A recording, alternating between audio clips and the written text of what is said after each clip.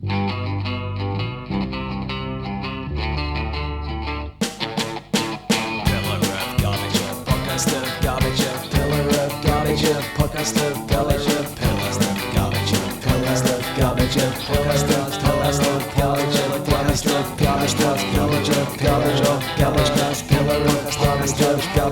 TSD Talks. Hello, you're passing by Timetravel Waypoint 66-A1 %. That means you've reached mid-2025. Straight Line Guy just got milkshake ducked, the Bangladeshi Gen Z junta is in full swing, and one fascist just popped another fascist, somehow it's our fault and we're just getting this. That means billions must die.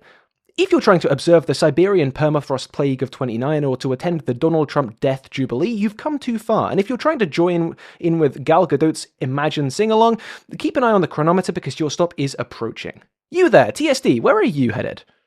I'm eating Oreos. I'm eating Oreos right now. I've got a package of mint Oreos that I'm eating right now, and I'm content. I'm content to just watch the time stream pass by. Oh, so you're a refugee from the Great Oreo Wars of 2046. Yes, it was a dark time, but those days are behind me now. I've got mint Oreos, which are the best ones. They are the best ones. No one can debate Well, if me you on think this. about it, history is kind of like an Oreo because you've got the kind of rough part on one side, you've got the rough part on the other, and in the middle there's this very thin, delicious layer where everything's kind of cool. Yeah. I feel like we're definitely still in that middle layer. Yeah, for sure. But okay, I do have questions. My tour guide. Can you walk me through the specific parts of your intro? The others don't. The others have Some of them are kind of self-explanatory. Self-explanatory, but I am curious about this whole straight line guy getting milkshake ducked. Now, what the strange thing about this is that I do know what being milkshake ducked is.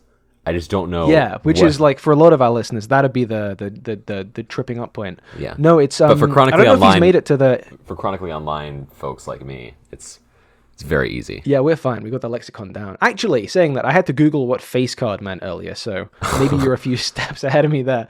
No, I don't know if he's made it to the international algorithm or if it's just more of a UK viewership thing, but there's this bloke called GeoWizard, and he does straight line missions. So he's successfully walked across Norway in a straight line, and Wales and Scotland, and he's tried to do a couple of other countries maybe. And what this means is picking as one edge of a country, one border, and then one other one that's obviously not just a few meters, we're talking 30, 40 miles upwards, and going from one point to the other. Yeah, man, that's so far. That's so far for meters. A country to be. Yeah, no, I mean, I'm talking about this skinny bit. I think about going from one side of Florida to the other, maybe. Right. But so he's kind of. I feel like maybe it's more a UK thing, but you say straight line guy to someone, they'll be like, oh yeah, that fucking cool guy, he's out there, he's doing it, he's just roughing it in the wild, kind of sleeping wild in his tent, doing multi-day expeditions. One time he almost fucking died. He almost got sucked down into a peat bog in Norway. That's awesome. That's cool. I really like that. Yeah, it was. But would you believe that he's do you know about Reform Party? Has that kind of made it through the internet? Yeah. I know of Reform Party. I don't know the nuances of it, but from what I understand is that they're kind of are they I can't okay, well, here's the thing. I don't know if they're conservative or they're liberal conservative. Yeah, so basically what it is, we've got I was going to say our main right-wing party. I'm not even sure because Reform are destroying in the polls at the moment. Awesome. But our traditional right-wing party is called the Conservatives, and they are, to use a rough and ready comparison, they're maybe your pre-2016 Republicans. Right, so pre-Tea Party. Especially in recent years. Yeah, I mean, generally, this is not to rehabilitate the Conservatives. They're evil, obviously, most fucking right-wing parties are, but they're not brainworms evil necessarily, in the sense that Reform is. Reform is the kind of Trumpist UK version of Trumpism. So Reform is the Tea Party kind of in 2012-ish. Yeah, it's vibes. It's psychosis rather than politics. That's my favorite kind. Deny asylum seekers. It's all the fucking neo-Nazi mobs are on their side. Which when the neo-Nazi mobs are on your side, maybe you should kind of maybe think about do a little bit of self-reflection, do some examination. But no, it's turned out the Mr. Straight Line Guy, Geo Wizard, is bit of a reform fan. He's just saying like, hey, I didn't want it to get political. This was like in, I don't know, fucking comments on his Patreon or something. It was like, oh, I think I didn't want it to get political. I just think that this party's good and that there's too many immigrants coming and taking up all our resources and shit. Why isn't anyone? Obviously, there was a bit of a backlash because, again, to draw out the obvious irony in here a little further, this guy's YouTube presence is kind of built on the back of him trespassing and going to different countries and walking on people's property. Yeah, it's really good. But no, yeah, he's been milkshake. He's been milkshake ducked because it's one of these parties that kind of just openly professing. Yeah. You're a fan. You're on board with the general anti-immigration thing. Is sufficient to you kind of center left and leftward people. That is a milkshake ducking in itself. Yeah, I would say. For those who don't know, milkshake duck is a term that comes from an old like Tumblr post, I believe, and where it was like someone posted like, this is. Everyone, look! It's the brand new milkshake duck. Everyone's found this, like the duck that makes milkshakes is incredible. And it's like 2 days later, it's like it turns out the milkshake duck is racist. Yeah. So it's basically just this is really like a classic internet, like the old internet, the kind of Web 2.0 era was better in a lot of ways. I will say one of the funny things about the modern internet is the way a main character will spin up on some social media platform and then they will instantly get milkshake ducked. I think it's it's not nice, but there's maybe a bit of schadenfreude and maybe just kind of a thrill of being along for the ride, Yeah, it's very entertaining at the very least. Yeah, and I think that's what we should center in a kind of ethical. And that's what's missing from this country. That's the Mr. Beast's political platform. Be like, but yeah, we're here, and I think it's even worth acknowledging the fact that it took a long time for this episode to come out, because I feel like we say that every episode. Oh yeah, and this is definitely the first time we've recorded.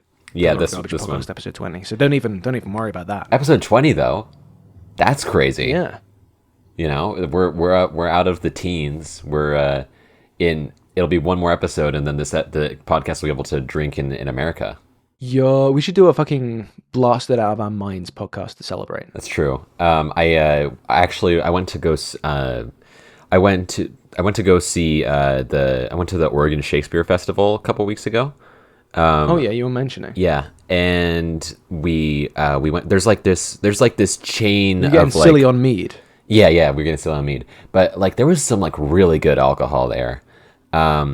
There was like this one place that had like this really good like blackberry cider. And like, cause like in Washington, in the Pacific Northwest, there's a lot of like homegrown berries and stuff. So a lot of like the berry, like any kind of berry cocktail or any kind of like berry like stuff is very, very fresh. So this was like good even by that standard. And then there was also some really good like apple cider. And then I had this like incredible mimosa at like this like hole in the wall like little restaurant in Ashland where the Oregon Shakespeare Festival takes place. It like the plays were great. I saw Importance of Being Earnest, and I saw Into the Woods. We unfortunately didn't see any actual Shakespeare plays, but we were gonna go see As You Like It, but we unfortunately weren't able to. The thing is also like I feel like going back to the context in which Shakespeare's plays were written and, acted out and received by the audience at the time, you kind of have been to a Shakespeare play in spirit if you have just like been to similar vibe plays while kind of buzzed. Because, that was the scene. It wasn't put your best fucking finery on, go and sit down and, watch the very sophisticated actors playing their parts. It was like, yeah, get all the boys in, get some cask ales down here, and let's laugh at the dirty jokes, I had a great time at Importance of Being Earnest. And I might have been a little bit buzzed when we watched it, but also I think I would have had a great time even if I wasn't, to be honest. Because, Oscar Wilde, good actor, good writer.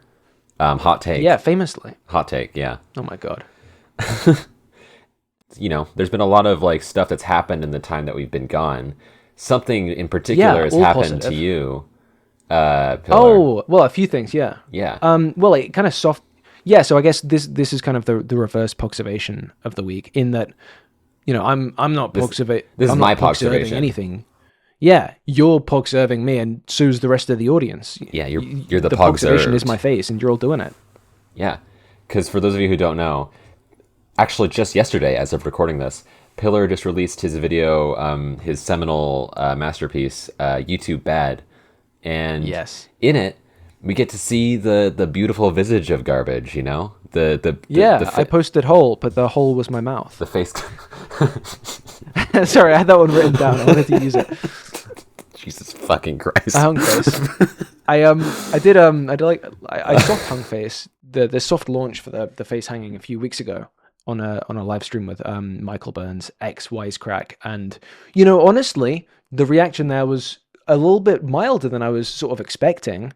I guess not many people watched it. I did kind of share the links around. I think people But this time, when it properly came out, the reaction was less than mild. Well, greater than mild. So I think, on average, they kind of balance out to being normal across the board. But one was less normal and the other was too normal, I went to this. I watched a little bit of the stream, and a lot of people I think were like, "Oh, is that Pillar of Garbage?" And I was like, I think a lot of people hadn't clocked that this was like a face reveal, quote unquote. They were just like, "Oh, that's Pillar." Yeah. Okay. Well, I kind of didn't want to hype it up to be that, because like the tricky thing about being on camera on YouTube is the parasocial dynamics, right? And one of the reasons I wanted to be on YouTube on camera was to kind of like have my foot in the vicinity of like the baked in parasociality of YouTube rather than ducking away from it, just because I feel like it's kind of only a benefit from the sustainability point of view of getting people to become fans and getting higher prices from sponsors and stuff. But also I didn't want it to be like, hey, 100, can we get 100 likes and I'll post my face? Yeah. Like that kind of like selling yourself to the online. You also don't want to be like, "Hi, it's me, your best really friend." Yeah, exactly. So I didn't really want to pump it up to be anything more than just like the fairly notable in itself thing of, oh, this new video's got the fucking guy's face in it. Yeah. Which, And strategy people is working too well, because the let's video say people is apparently reacted. a 9 out of 10. People reacted. Let's say that. Oh, they certainly. Hey, if you guys want to entertaining evening, scroll through the comments on that one. Oh boy. Yeah. I've been compared to a number of people, all of them compliments, I think, but like the range is great. Multiple people have said Peter Parker. He's a fictional character. Yeah. So I don't know. I mean, Peter Parker kind of is like the epitome. Generally, the of all of the let's call it like a Venn diagram of all the Peter Parker depictions. Generally, the agreed upon thing is that he's kind of nerdy, but generally like cute and attractive. So those are good. Yeah, it's kind of cooking. Kind of got that nerdy, quirked up white boy swag. Yeah. Yeah, Batman Ultra 7. Shout out Batman Ultra 7. Messaged me. He said Andrew Garfield Peter Parker, which ties it down to a specific guy, which I appreciated. Yeah. And that's, that's no bad thing. Obviously, I don't look like Andrew. Honestly, this reaction is literally like a textbook case of conventionally average-looking white man appears on camera. It's like, oh my god, he's hot. No, he's not. He just looks like a fucking guy from off the street. I think you're selling yourself a little short. I think you're good looking, Pillar. What? I don't know. It's also just the fact that like people will all have different people like don't have, when people are saying like, oh no, he's hot, basically. I think what it is that people also generally just don't really think about what someone looks like on YouTube, as usually that's like, that seems counterintuitive. Like usually imagine like a voice to the person, but well, YouTube's such a baked-in cultural thing now that it's kind of become second nature to just hear a voice. Yeah, I see what you mean. But I was kind of coming at it from the point of view of like the lighting. I really tried to get good lighting based on stuff I had lying around the house, but with the fucking cave troll lighting I ended up with, I don't think Brad Pitt would have looked good under that. It's not so much that it's not so much people are like, I envision Pillar of Garbage as not looking that attractive, and then actually he is when I see him. It's more so they didn't consider the fact that Pillar of Garbage has a face. Had a face. Yeah, exactly. It's like, it's interesting is that I kind of have the opposite experience. Like whenever I posted stuff, whenever someone was commenting, people never really commented on my appearance, but people did comment on my voice a lot. People would. Okay, yeah, that's an interesting flipperoo with the old formula.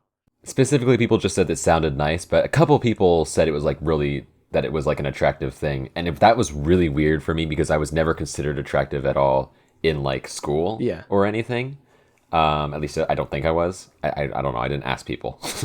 um, but it's interesting. Like TSD schoolmates, right in below with how hot you remember him being. yeah, but it's interesting. Just like it's interesting to see how people react when like they're faced with the fact that like a person has a physical appearance, and I think it's personally, if I was in your position, I'd probably be letting this get to my head a little bit. So I think it's Yeah. kind of interesting. Well, I Cool mean, how- yeah. the good thing is, the really helpful thing is, not to get the tiny violin out too much, but I'll join you in not probably being perceived in the school days of as being one of the hotties of year X or whatever. So like Yeah. I think I've got a nice level of baked in insecurity that really stops it. It's like having a kind of side drain on a sink. Like even if it starts to get full, it kind of levels out. You know what I mean? Yeah. We got tactical insecurity to keep us keep us humble. Yes. Yeah. It's like one of my friends did messaged a particular group chat I'm in with some of the screenshots of these comments, and the gif of the Community episode where Jeff Wing is taking the pills to try and stop his ego swelling. And Oh, it's like an apple and it's getting injected and it bursts. yeah. Some of the listeners know what I'm talking about. Yeah, it took me a second to remember what you're talking about, but I do know what you're talking about. Honestly, the worst part about the face situation is like there's a sort of what's the word? Where it's like a dissonance is the word. Where we had a bit of a chat in the Discord server earlier about natural level of screen presence and stuff. Like I'm doing the edit, I'm thinking, shit, should I even put this out? Like self-image issues or non-issues aside, I look at the footage and my head's swinging around like crazy. I'm waving my arms like a madman. I think I'm looking, me and the real life people that I know who I've shown this to, or I asked their feedback of like the draft footage and stuff, are looking at it and saying, okay, I know this guy, and Yeah. like he doesn't totally look like this in real life, so like he feels like he's not fully vibing with the camera presence yet. And then obviously, like you say, the people who didn't even realize I had a physical form to begin with just see that and think, oh, this is how this guy is. So it's perceiving past the level of my own kind of self-reflexive gaze to see how an internet person would see the face or the footage is proving a road bump I didn't see coming so much. Yeah, I think speaking as someone who was on camera for a long time, I think that what you're feeling also about like feeling like your screen presence is like wonky or like feeling like you're gesticulating too much or whatever. I feel like that's just natural. That's kind of natural insecurity feelings that you have whenever you put something on screen for the first time. You always feel like you're doing everything wrong, kind of. Yeah, I guess it's like the visual version of when you hear the recording of your own voice. Exactly. It's like that. It's just like that. And so I personally, my from like a viewer standpoint, I think that you had like a great amount of screen presence for your video. Like you have a lot more screen presence than I would expect like someone just starting out being on screen the first time to have. And partially that's good. That's probably partially because you've practiced having presence period through your voice. So that does help kind of carry you along a little bit. But I think that gesticulating and kind of moving around, being expressive while on camera, it feels weird when compared to like normal talking, because like in normal talking, you don't gesticulate that much. You don't like you're talking to like your mate down on the pub. You're not like you're not like, and that's what I thought when I like looked at the data. And we saw, and about 1, 2, 3, but like when you're talking to a camera, you kind of do have to exaggerate a little bit to kind of fill that, like that void almost of the energy of another person in the conversation. And I think that you did a really good job, personally. Okay. Well, that's reassuring. Thank you. Yeah. The apple swells a centimeter bigger. Yeah. I think that I think that you have a good enough screen presence that you can get away with not like putting a bunch of visuals on for like a couple minutes. Yeah. Well, that's one of the reasons the edit took so long, is because I was trying to cover up as much as I could. It's good to know that I'll maybe tone that down in the future. I do have one video that I'm sort of working on at the moment. It's one of the community videos, actually, the Patreon ones, where I'm sort of thinking the last section of the first maybe 2/3 will be entirely voiceover, and then the last section might be entirely camera. So that'll be kind of a trial by fire in terms of, can I do, a recording session that is good enough to not kind of patch up in post. I'll tell you what, the worst fucking part about this was the new mic situation. I bought a new mic, new audio interface to record that kind of handheld thing, because the one I've got that you're hearing right now is like a mounted thing. And it's a good quality mic. I love how it sounds. It's a Shure SM58, I think. But like, I did some tests before, just like holding it steady and talking, and it sounded fine, no pops or anything. But all the moving it around, there was so many like artifacts in that and plosives and stuff, and you hear a lot in the final video. It's hard to. I think I probably cleaned it up like. It's hard to get used to that. And I maybe cleaned it up 50%. It was so bad initially. And that's probably I imagine, because I don't do this, but I imagine that's why people like instead of doing that, they'll hold like the little lapel mics, because those are meant to like take a lot of motion and stuff. I will say, I should have gotten the fucking lapel mic train. Yeah, just like that one. There's like that one video or something of like a guy where he's asking like, why is everyone holding mics all the time now? It's like, because it's convenient. Yeah, it helps. It works. Yeah, you don't have to set up a giant boom above the shot. Yeah. Why wouldn't we be holding microphones? I can't levitate it with my mind. Yeah. People are slamming doors around, so hopefully that's not coming in through on the recording. I'm not hearing a darn thing. But also, this does, like, the fact that there's also the actual video you made. You were in it. Oh yeah, shit, the video. But you actually did make a video. We've been doing the same thing as the commenters. I know, right? You get distracted by your like glorious visage. But I thought it was a good video. I haven't like sat down and watched like a proper like quote unquote serious video essay in a while. I've been watching a lot of like Hollow Knight stuff recently. Yeah. Right now I'm actually understandable. I have my YouTube pulled up right now, and there's a tab open that has like a 2-hour documentary about the history of Hollow Knight speedruns. Amazing. So, but like, I thought that it was well done. It was compelling, and I might be biased because I also was in like YouTube, spaces a lot, but I felt like it did a good job of like talking about the actual issues with YouTube, and also the issues with people talking about the issues with YouTube in a way that felt distinct. It's a tricky line to thread, to like not be too hyperbolic, but not to let the platform get away with too much. And also, you'll probably have recognized this on some level, and probably some of our listeners now will. A lot of the conclusions the door's just opened because I'm staying with my girlfriend's parents right now, and the dog's just come in. So, hi Charlie, do you want to be on the podcast? Let's see. Will the dog make a noise? Right, the dog isn't making a noise. I'm going to put the dog down. The dog almost got in the video. The dog came in when I was filming at one point. That was an outtake. I almost put that in. You should have put it down in the end when you were riffing. I should have done, but like, a 1.5-year-old Patterdale Jack Terrier cross can't consent meaningfully to be in a video. That's true. If people were complimentary about how I looked, the entire comment section would have been about that dog. She is the sweetest little thing on the world. Yeah.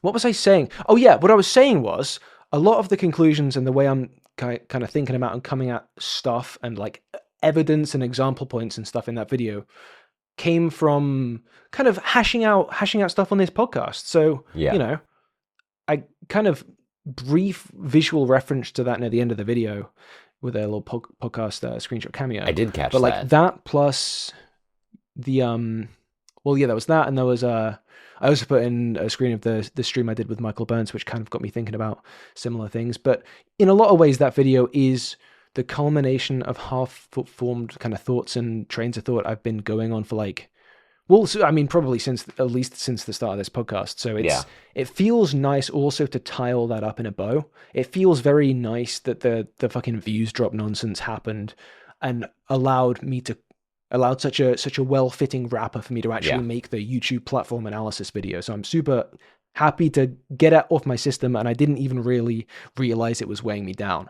Yeah, I thought it definitely felt a little venti. I say that as someone who I feel like I totally understand, like, and I think it adds to the point of the video. But you could definitely tell that there was some, like, obviously you said that was based off your own feelings, but you could also really feel it. And I thought that added to it. It was kind of funny though, because I remember when you there's a segment in the video where you start talking about a worker in the global south who has to deal with like a platform that is incomprehensible and he reacts negatively and is like a black box. And like you had to put like a huge caveat being like, I am not saying I am the same as a worker in the global south. But it's like, you know, it really does make you think that like being like a YouTuber is basically like, you know, it's basically like modern slavery. Yeah, like, you know? really it's in a kind way. of, we actually probably have it harder than all the manual laborers. I think, you know, like I think we had it worse back than like people on like the in the transatlantic slave trade. I think we had it worse, you know. Oh yeah. You really well, think you about know, it. life expectancies are longer now, so also that means we have to suffer for a longer period of time. So it's kind of not worst of both worlds, really. But yeah, it was cool, like seeing that talked about, and also like the thing you talked about with like the fear about getting like a real job, quote unquote, and then like losing the momentum that you had with your YouTube stuff. That was something that I like grappled with quite a bit, because I don't know if you guys noticed, but I did kind of quit YouTube a little bit, like soft quit YouTube. Yeah. And Soft quit. Quiet quitting, yeah. And so I had that anxiety a little bit of like, I spent like 4 years doing this. Like, what'll happen now? Yeah. And it's like, well, I mean, I'm not going to be happy either way. So I might as well just like just kind of cut it off right here, and then do my other Kingscreek thing. And if I want to come back Not to that it it is a loss, you know, you got some bangers, but yeah, they haven't quite hit just yet. Yeah, and like that's fine. Yeah, I think, you know, like, wait for the X-Men reboot to come through, you know, bit of algorithm magic might happen. That's true. I could do wake something up to for one milli. For the Wolverine game, maybe. Huge. But like it, you know, it just became like a thing of like, and obviously I was always a hobbyist, so it was easier for me to make that cutoff. But like the fact that was still a cutoff that I had to make, I think tells you about the fact that it trains you to be that way, even when you're not. It's not like hanging your livelihood over your head. Yeah, obviously that a lot of the, I'm sure as more creators view this, that this sentiment will probably crop up in the comments, but like when it's a bit tricky talking about the kind of the missing middle section of it, because I'm sure a lot of that applies to the big guys as well, and I'm sure a lot of the other points apply to smaller channels. And I was a bit wary of that bit coming off like, oh yeah, YouTube's fine for everyone else except people in my position. We have it the worst.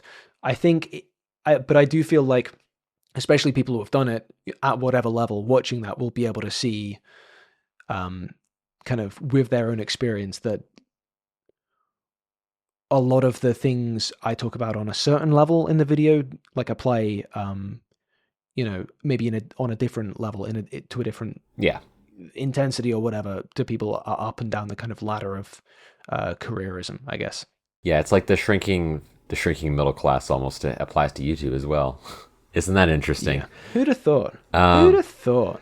But yeah, and it's just like, it taps into like real anxieties about like the job market and whatever. I don't want to get like too into that, because like, you know, that's a depressing topic. Oh yeah, but there's a lot of depressing topics. I think we're going to kind of pirouette gently between. Kind of make sure we don't accidentally back up into one of them. Yeah, because for those of you who don't know, that's part of the reason why we didn't release the other version of this episode we recorded, is because we kind of like tried to pirouette around like some depressing topics. We ended up running face first into them instead. It was kind of, it was the mature, edgy Pillar of Garbage podcast that it's kind of the Snyderverse of podcasts. Yeah, like really. it was the Snyder cut for episode 20. So, oh my god! Hashtag release the podcast. Yeah. Snyder cut episode 20. Pillar of Garbage. 100 years. Pillar of Garbage. 100 years.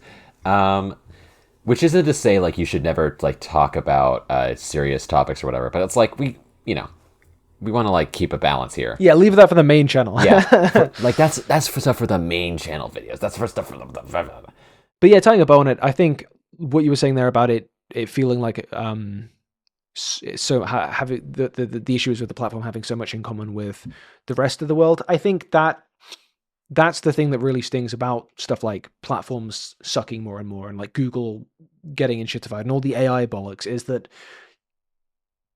these are kind of the trappings of this sort of 21st century modernity that we were sold on fixing things, of lifting people out of, bad situations and creating more wealth and more connection and stuff. And it's just, in reality, it's just feels like recently the facade has been stripped away, and it's just, oh, okay, these are just exacerbating the bad things that were already there in the world. Mm-hmm. That's why it all stings so much, I think. Right.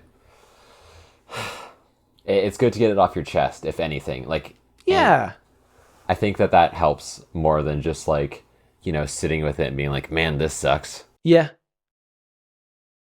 Yeah. Say it, speak the truth, and then fucking duck and weave, roll onwards. Yeah. An interesting note as well. Kind of a funny note about the about the whole like AI like like the thing where they're trying to figure out like if you're a kid or if you're a teenager or not. There, you might have missed this, but there was something happening in the video essay Discord server where someone there ran into a thing where like they got the hit with the "you have been identified as a teen" blah blah blah blah blah thing, Yep. and they found out that like for some reason their account literally just didn't change at all. Like they were still able to access like age restricted videos. They were still able to like see everything. Oh, nice. They were like, it might be a glitch because officially you're not supposed to be able to do that. But at the same time, it's clear that like when it says stuff like it turns on safe search or it turns on ID verification or whatever, you can turn all those stuff off still. Like you still have access to your Google settings. So like it just turns them on, but you can just be like, turn it back off. So it's kind of fitting that even the bad thing YouTube introduced is itself a bad implementation of the bad thing. Yeah. It's fucking mediocrity all the way down. Like I fully believe that they intend to like hide age restricted stuff from teenagers in that setting, but it seems like it's just shoddily done. So it's like that's kind of the saving grace of a lot of bad things happening. Is that it is, isn't it? At the moment, they're not quite competent enough to roll them out as thoroughly as they might imagine. Yeah. Maybe the AI prediction thing just clocked that guy at like 17 years, 364 and a half days, and it was like by the time he tried to click on an age restricted thing. Yeah, that was hey, like it's your birthday. Yeah, it's like that's kind of the mediocrities kind of stuff. Like the bad stuff isn't able to be implemented well to work out. That's like the whole motto of the current presidential administration. Yes, but yeah, real life sucky stuff aside, video was good. I thought it was video good. I thought it was a good video. I hope that it gets more attention because you said that it wasn't doing amazingly, but it's not doing great. Let me check. Right now it is a 9 out of 10, which is, it's another one of these funny ones where like the CTR click-through rate is like, it's not great, but it's kind of standard. It's hovering around 5, and the view duration's good, but then it's hit me with a gray error. So it's like, fucking sort your shit out, YouTube. I'm feeding you the input you want, That was the whole point of the video. You've got the good input. Make the number go up. I think that it's also just like at a certain point you just like can't care anymore. Yeah. I mean, I've hit I mentioned in the video there was a views minimum on this advert thing. This contract. You've hit that view minimum. Yeah. Okay. I've hit that. So you're good. So like, obviously it'd be nice if it did more, but I'm not going to be in fucking contractual jeopardy if not. So we move. We fucking move. We move. Speaking of moving, you are in the middle of a Kingscreek rollout. That's true. Kingscreek's doing really well, by the way. Season 1 part 2 is. I didn't want to say that. Yeah. What are the numbers looking like on that? Well, let me look. Or were you sort of speaking more artistically, like it's doing well in a more meaningful sense? I mean, I like to think that it was always doing well in a meaningful sense, but it's doing well like numbers wise. It's not doing like insane like Mr. Beast style or even like my old channel style numbers at its peak. Yeah. But like it's getting more views, and more importantly, it's getting more people who are coming back. and it's getting people who are and that's the interested. big thing. It's like people are consistently commenting on the videos. Like I'll see the same names commenting over and over, and they have new observations. Yeah. They're getting invested in stuff, and that is the part that's really cool to me. What's the platform split like? Is it mostly more numbers on YouTube, or is it like a nice chunk on like Spotify and Apple Podcasts and stuff as well? Well, so I have I published that podcast through Acast, and the way that Acast, and I also uploaded it to YouTube. So the way I have my Acast dashboard and I have my YouTube dashboard. For the YouTube stuff, it's been consistently getting better each episode. Like each episode has just been doing that's better awesome. than the last one. With Acast, it got the first episode. So the second episode did better than the first episode, but then the third episode, I say third. This is third of part 2, so 13th technically. Yeah. 13 didn't do as good as either of them, but then 14 was back to being better than the first episode. Not quite as good as the second episode, but like still general upward trend. So there was just like something weird that happened that like reset the progress a little bit, but like generally the trend has been upwards, and that is really cool to me. And all these episodes are like usually for the most part doing better than any of the episodes from Act 1. So Well, that's, yes, sounds like it's pending very nicely. yeah. I'm a couple of episodes behind at the moment, just because I want to be in a situation where I can give them my full attention. Like most of the other podcasts I listen to are kind of second screen sort of situations where I'm washing the dishes or editing a video or whatever. But I lock in for Kingscreek, so I'm a couple of episodes behind. So don't spoil them for me, guys. TSD and the guys in the comments, you know. Well, I mean, just let me sit in my little bubble of behindness. if you were worried about me spoiling stuff, then it would be you couldn't talk to me at all, because like I don't know if you know this. I know everything that's going to happen. I'm the ultimate. I have the shit. ultimate spoiler potential. I can tell you what happens. This is true. I can tell you what happens in the last episode of the whole show. Okay, but don't. Well, I mean, I might. I mean, you never know. No. I think the butler did it. Fuck, we're gonna have to rewrite. Yeah. But yeah, I'm really happy with how it's being turned out, because people are really liking it, and that is the part that's like the most insane to me. But also my like, that was the part I was going for. But also like, you know, it's surreal to have people like a thing you made, even if you want them to like the thing you made. Yeah. No, for sure. A question about this in a way that will kind of maybe tie it back into what is developing into the theme of this episode. You know, platforms sucking and maybe not sucking at the same time. Any of these kind of recurring names, are you noticing any sort of bleed over from the TSD video era? Like, has anyone besides, I guess, the Pillar Garbage server crew followed you over? No, that's the thing, is that like largely it's people I don't recognize. Okay. So it's that's like, kind of good and bad. like, you know, I didn't get a ton of like attention on my like TSD Talks a trailer announcement thing. People were just like, "Oh, look, that's a new video." Yeah. But the fact that this is able to like get its own audience is so cool to me. Yeah. Because It's it's probably better that way, because you wouldn't really want the fan base to be people who are sticking with it just because of the person behind the microphone. right. People are like, the nice thing is that like it's not just people posting stuff like, "Oh, this episode is really good." It's people like posting about the characters. People are talking about what's happening. Yeah. People are talking about what's in the story. People are making observations about character moments that have continued from previous episodes, you know? Yeah.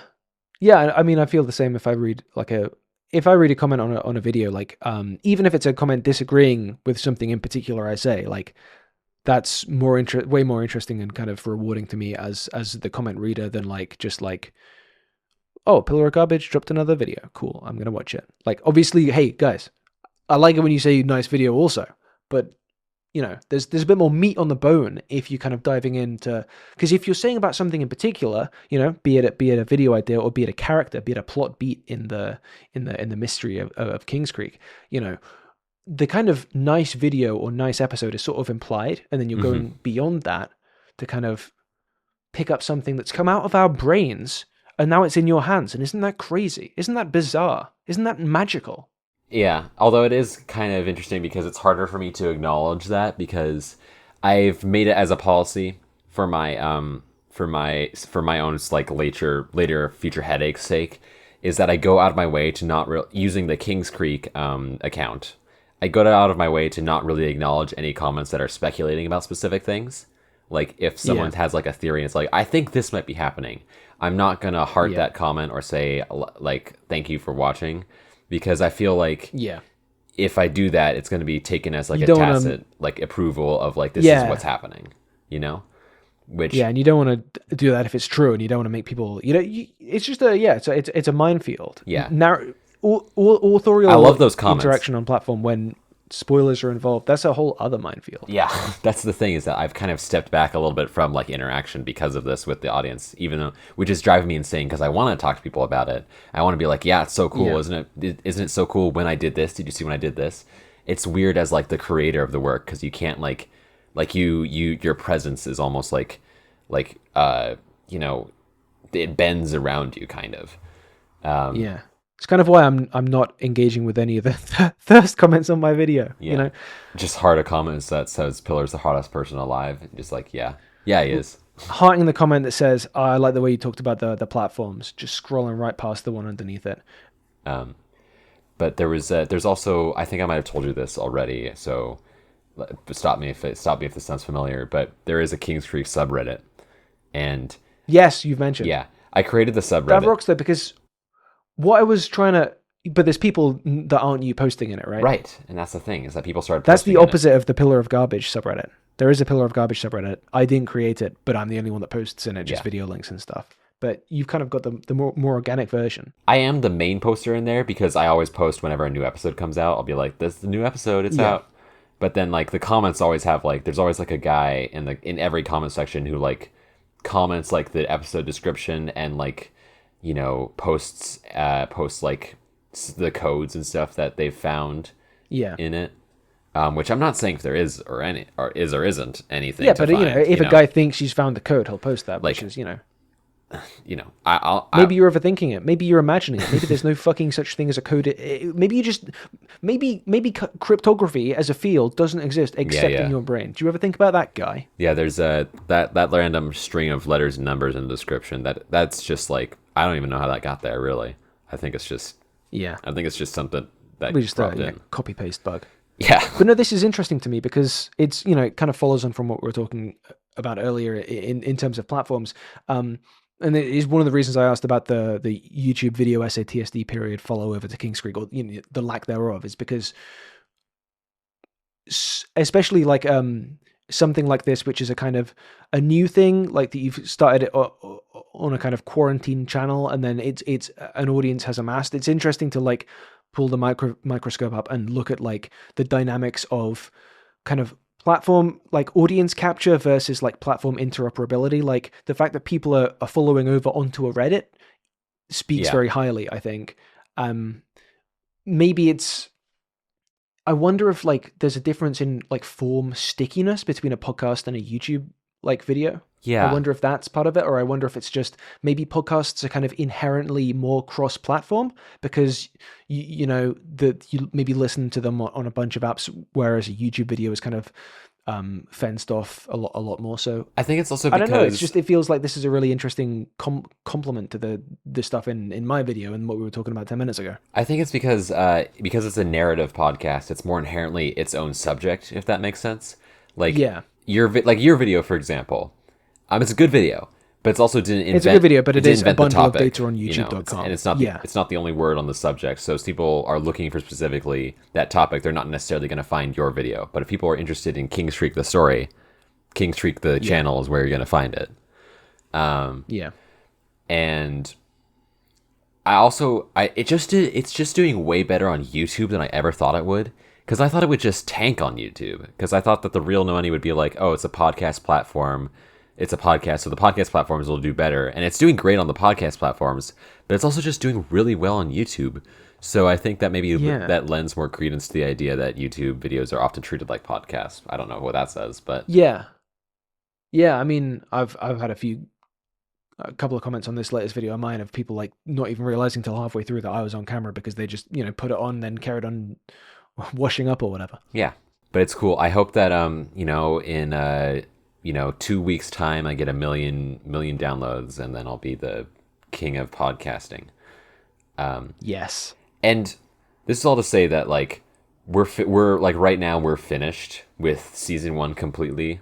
Like we're all done with everything. We're like starting work on season 2, but we're kind of taking a break a little bit. um, particularly like I've been taking a break because I finished writing. The hardest part for me is the writing, and that I finished that for Act 2 about a month ago.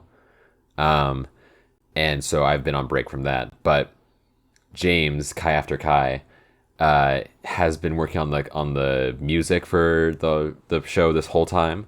And like when we finished the last episode, they were like, "Yeah, I'm taking at least a couple months away from composing this. Like I'll still work with you on it Yeah. for like the other parts, like the writing and the the story beats and like planning everything out. But the music specifically, I need a moment."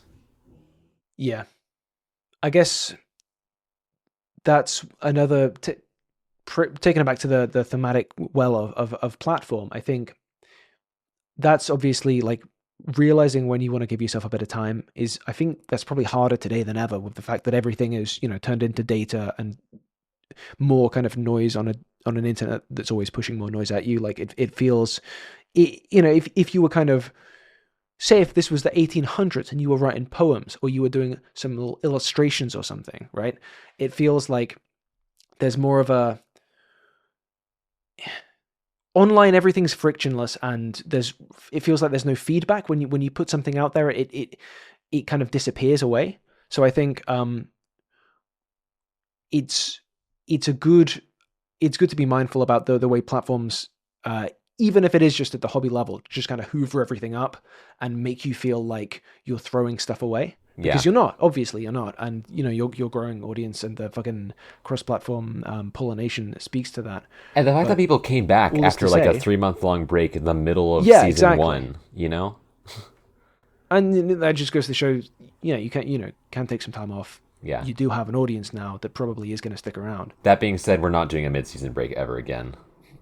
we're never going to do that again, because that was stressful, and in a way we didn't anticipate. And we're already worry about losing momentum. We're already ending the seasons on I guess this is kind of a thematic spoiler, but we're generally ending the seasons on kind of cliffhangers, stuff where it's like that's how it ends, kind of a thing. Yeah. Well, at least that's our intention. I guess that was going to be the tactic. So it feels, if we do that and also have a bunch of mid-season breaks where we literally stop in the middle of the story, that feels a little bit cheap. So we're gonna try and make it so that at least each season is one cohesive thing, release schedule, and that'll also help build up momentum as the season goes on.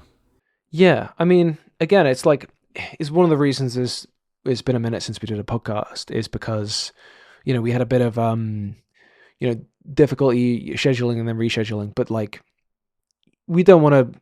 There's no point really kind of rushing yourself to do something like this, because with my video there was a deadline, so I was up until 12 a few nights in a row editing, but there's no deadline with this sort of stuff, so it's probably just going to be better in the long run for you and the project if you let it kind of sit. If you come to it with the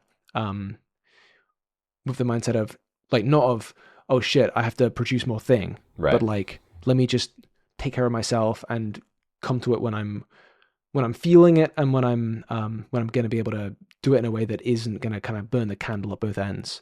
And that also, I feel is a good approach for this just a project specifically, because I'm really proud of what Kingscreek has turned into. Season 1 is done, so I can look at it from a top down perspective of it's basically a complete project.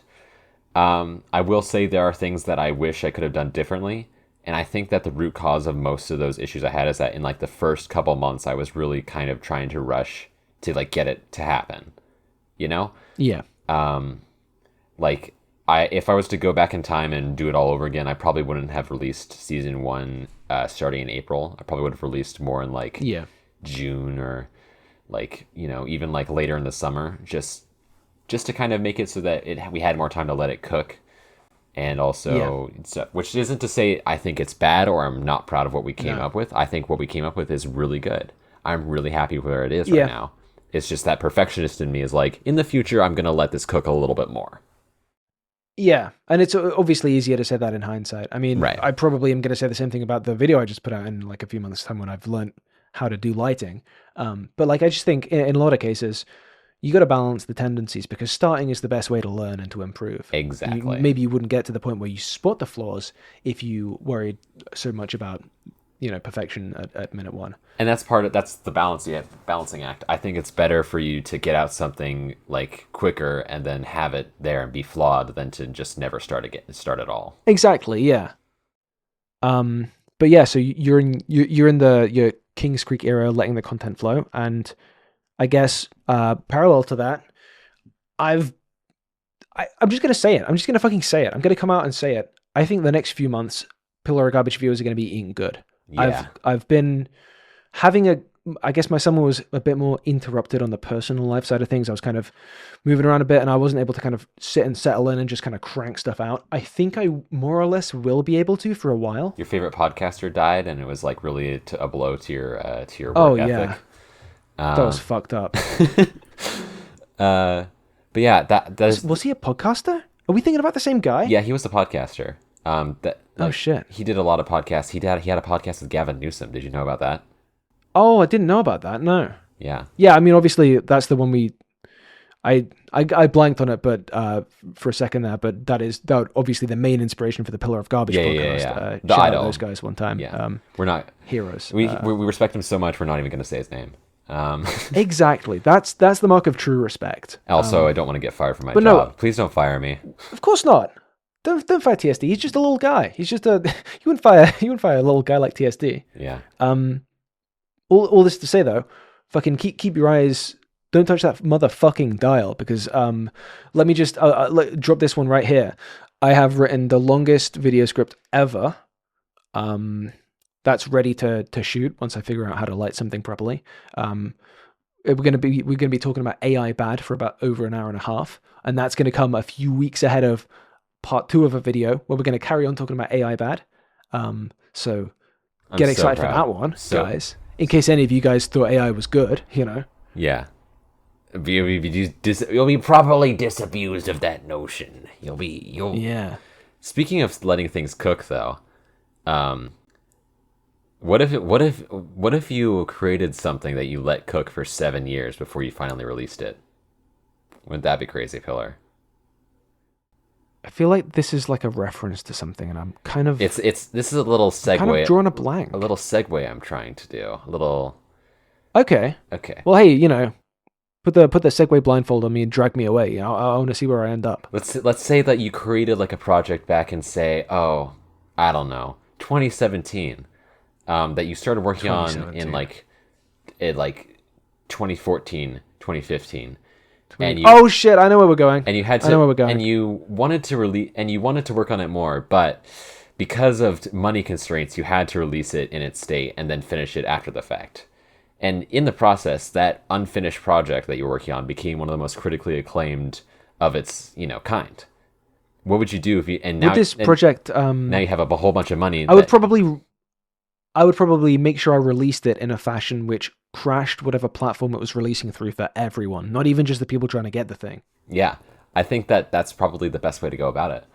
The best way to create organic hype is to destroy the internet for a day. Yeah, unironically, it's what Kim Kardashian did. It's that's a reference. Yeah. So for those of you who don't know what I'm talking about, I'm talking about Hollow Knight Silksong. That came out during the course of the time we were gone. Do we have like a gaming stinger? We do have a gaming segment. Let's go to the gaming segment, whose name both of us totally remember. Exactly.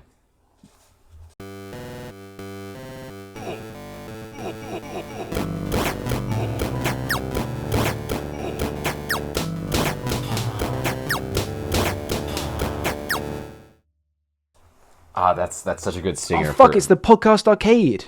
Yeah, that's what it is. I mean, obviously the listeners know that because the text just popped up. Right. But yeah, I've been playing Hollow Knight Silksong a lot. The sentence uttered by no one in the last month that they've been playing a lot of Hollow Knight Silksong All my fucking friends have just been banging on about this game non-stop, and it's just like, guys, shut up. I don't have time to play Hollow Knight Silksong. Just come back on Counter-Strike and let's all continue being miserable together. But that's the thing, though. No question on this, though. Yeah, question. Hollow Knight Silksong. Some people call it that. Some people just call it Silksong. I know there's a game called Hollow Knight. Is this like a full sequel? Is it really Hollow Knight : Silksong, or is it kind of like a spiritual successor? No, it's a sequel. Is it the same dude? It's like a sequel. You've still got the Hollow Knight. No, the Hollow Knight character is still just in Hollow Knight, but the character who this is what's tripping me up. The character who you play as in Hollow Knight Silksong is a character called Hornet, who is a character in Hollow Knight, and now you're playing as her, in this new game. Okay. And people were confused. People because here's the thing about Team Cherry is the creator of the Hollow Knight franchise. They're an Australian game developer studio that literally only has 3 people, and has stayed only having 3 people for like the entirety of their runtime. They're doing degrowth economy in the game sector. Respect. Yeah. Like they're like, Will, we have 3 people and we were able to make Hollow Knight with 3 people, so we can just make other games with 3 people as well. But they've been very secretive about like what exactly Silksong is. But in the process of playing it, I can say confidently that it is just straight up a sequel to Hollow Knight. In terms of it's not like a prequel, it's not like a side story. Like it is straight up just a sequel. Which is not to say that you can't play Silksong and understand Silksong without playing Hollow Knight, but it draws on elements from Hollow Knight, and it makes references to events that happen in Hollow Knight. So Wasn't it something like people were getting worried about the state of this game because it had been kind of radio silence for so long, and then they just came back and said, actually, no, it's coming out real soon. We've just been quiet because we've been having such a good time. Yeah, they That's what you want to be. That's really the energy you want to cultivate in your life. Yeah, people. 2025 is the Silksong era. It's development heaven as opposed to development hell. Okay. But and a term had to be coined because it's never fucking happened before ever. Yeah, because the way that there's like an interview they did with I think Bloomberg after the trailer for the release date trailer for Silksong came out, because they announced it back in 2018. And then they drip feed a few updates over the course of the next couple years. Then around 2022, 2023, they just went completely radio silent. And people were wondering if they had canceled the game, or if the studio was falling apart, or if something bad was going on behind the scenes as to why they weren't talking about it. And then so a couple things happened. Is that first of all, this earlier this year, at the Nintendo, one of the Nintendo Directs, the same Nintendo Direct where Deltarune Chapters 3 and 4 was announced, that there was a short compilation trailer for upcoming games, and in that compilation trailer there was literally 3 seconds of footage from Hollow Knight Silksong, and the internet lit on fire for that. People were like, "Wait, hold on! This is the first of anything we've heard about this game in years." And so there's just 3 seconds just thrown in. So people were like, wait, are they actually close to getting done? Is it still happening?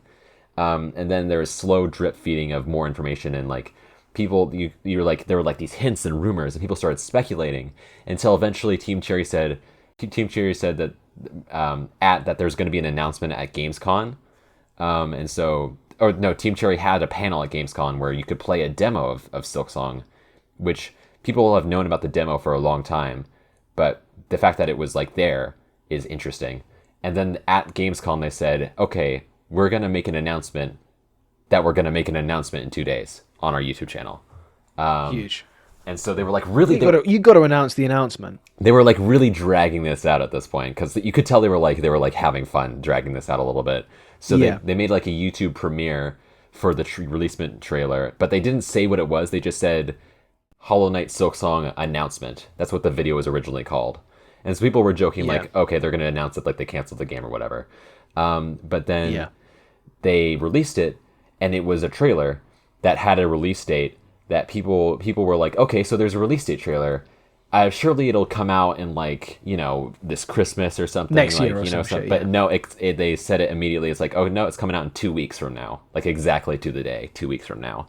Which is a baller move. Like, you Yeah. got to give them that. Yeah. Also, it's like you're kind of living a split timeline version of me, because I've also been waiting for a game that was announced in 2018 and has kind of given radio silence for a while now. But hey, Bethesda, maybe take some fucking notes from Team Cherry or whatever they're called, because you motherfuckers, you've got more than 3 people. You've got significantly more than 3 people. You can put a game together. It doesn't have to be good. Us fucking pigs will eat this slop regardless. You know, just put it in front of us. Let me eat this slop, Bethesda. As long as it doesn't have pronouns. Yeah. Well, hey. You know. We don't talk. They didn't have pronouns back in the Middle Ages, That's- Not that Elder Scrolls is from the Middle Ages, but pronouns was only invented in 2016. Yeah, everyone knows this. No, it's Hillary 2020. Clinton, 2020 is when it was. George Soros, Joe Biden, coronavirus. Yeah. There was also. Yeah. But the thing also is about. So I think I've made my point. That after that release date, though, an interesting thing happened is that like the hype train really caught into high gear to the point that like other people were getting out of the way, and by that I mean there were video games there were at least like 10 or so different video games that were scheduled to release around the same time as Hollow Knight Silksong that moved their release date because they're like, okay, we don't want to get in the way of this, like this, because at this point Silksong was the most wishlisted game on Steam of all time. It's kind of a shame that the video game industry's kind of getting into the shift the release window meta that the fucking Hollywood's been doing for a while now. It's just like, But like, to be fair, this just is release the thing. I think this is like specific circumstances. Like it's like they were like, yeah, like this is gonna be the biggest thing in a while, and they were right to be afraid because for sure. Literally, no one's played anything other. It's just been every time I've played Counter-Strike, it's just been me in a server with 9 fucking computer generated players because everyone on the entire fucking planet is playing Silksong. And come the day that it was time for it to come out, people were joking that Steam might crash. Steam not only crashed, Steam like went straight into a wall. Steam and ate exploded. Fucking shit. Yeah. It it took. I was there the second it released. I like made an alarm to be up there when it was released so I could get there as quick as possible. I did not actually buy the game until 3 hours later. That's how bad it was. Amazing. Like it took me like 2 hours to just be able to get to the payment page. And then it took me like another hour for the payment page to actually take my transaction. Well, yeah, why would they want to take your money? They've probably got enough of it. There's only 3 of them. Once you've got past build up fucking swimming pool in your backyard money. I kind of my conception of the large numbers kind of fades after that. And it was so crazy because not only did it crash the Steam page, it crashed Steam, the whole platform. Like people couldn't get into Steam to do other shit because the game was just so massive and like once people actually got the game, it had like a peak concurrent player level of like 500,000 people, which for those who don't like deal with like Steam concurrent playing numbers, that is insane. It's pretty high. Like before this, the original Hollow Knight's peak concurrent player had been something like 65,000 or something like that. Yeah. But important question which you've kind of not touched on yet. Yeah. It's good, right? It's a good game. Oh yeah, it's great. It's like I say this to you from someone who has about actually hold on, let me pull up Steam real quick and look at this. I have somewhere I have 77 hours in the game as of recording this. And I have and it's been out like a couple of weeks. It's been out, it came out the 4th, so it's like 3 weeks. Bang on 3 weeks. Right on 3 weeks, yeah. And it's incredible, man. It's like it's crazy because I played it because you play all this time, you spend all this time. It's like, wow, why did it take them 7 years to make this? And then you actually play it, and you're like, wow, how did it only take 7 years to make this? Because it is not only is it like just bigger. It's just a much bigger game than the original Hollow Knight. And the original Hollow Knight is a pretty big game, but this is like almost twice the size just before you get into like some of the like secret endings and stuff. And there's so many different bosses and enemies. The music is incredible. The art is incredible. Like this, like it feels incredible to control. I'm not someone who really likes like very difficult games, and Silksong is a difficult game. I will not beat around the bush that like this is a hard game, but it's hard in a way where it's enjoyable. Like the progression is like so finely tuned, especially after a couple of patches that came out after release, but the progression is just so tuned well that it feels like the game is repeatedly kicking you in the face a lot with its difficulty, but you always want to keep coming back because it's fun. It's fun to play. Yeah, you're getting to enjoy the kicking. Yeah. Kind of reveling in the suffering. Yeah, and it's also just the fact that like it's also so like it's got some great writing too. Like the way I would sell presumably no pronouns though. Oh no pronouns. No pronouns in that. But actually it is a pretty progressive I'm game. going to buy it right fucking now. Actually it's a pretty progressive game, which like there's obviously there's the fact that the main character is Gasp, a woman. Oh my god. I know, right? It's so woke, but that's so woke. She's like one of the coolest characters like I've ever played as. There's like a this is kind of a spoiler, but not really.